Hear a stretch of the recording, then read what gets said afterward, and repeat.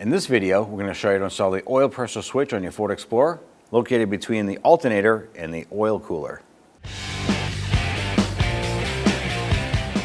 On the top of the engine here, I want to go ahead and remove this upper engine plenum here, or cover. There are two plastic push pins. We're going to use our trim tool. Just kind of pop in the back here, lift up the center of the pin, and then pull that out. There's normally one on the right-hand side right here above the throttle body. Ours is missing. So at this point here, you want to go ahead and remove your button if you have it. Then go ahead and lift up on the cover here, slide that off around the oil fill tube, and set this aside. You want to access the sensor here between the backside of the alternator and the oil cooler. Now right now I have a pair of hose pliers on here, and they actually have these little hooks. And I want to go ahead and pinch the little connector, which is on the left-hand side of this, and go ahead and wiggle that off like that. Using a 13/16 half-inch drive socket. Go ahead and lower that down. And we're using a swivel head socket or ratchet to get in there. And it might get to a point where you can remove the ratchet and reach down there and unthread it the rest of the way. It is a bit tight as far as hand space goes. So I'm going to actually put the socket down, and I'm going to spin the socket by hand.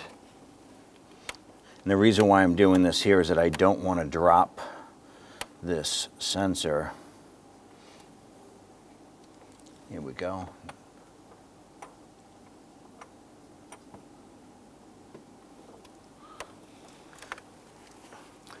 And you can see we're losing a little bit of oil there, so we're just going to have our catch can underneath to catch that residual oil.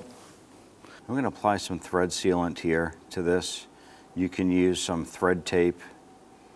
If you have that, that'll work just fine. Now I have the sensor inside the socket. I'm going to go ahead and carefully lower this down. Now, while installing the oil pressure switch here, we were able to get access from underneath in front of the radiator cross member here.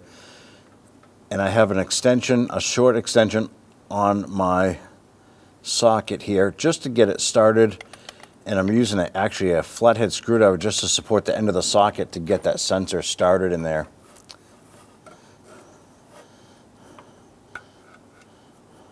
Now once that's started, I'm going to go up top and I'm going to finish tightening and torquing this into position.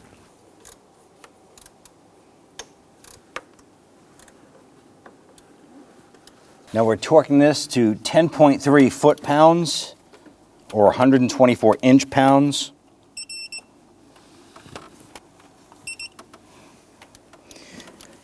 Now once it's torqued, you want to go ahead and rotate this a full 180 degrees, which is a full half turn if you have the ability to do so. We're going to do 2 quarter turns. And then 1 more quarter turn. Let's now go ahead and take our connector, and we're going to put this onto the sensor. You're going to feel it clip into place. Just push that on. Go ahead and install the upper cover here. Press that down around the oil fill tube. Once you have that on, we can go ahead and install our plastic push pins.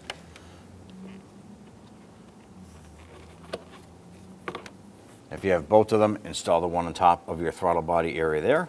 Come on the bottom and use some spray solvent. Clean up any of that old residual oil that might have leaked down.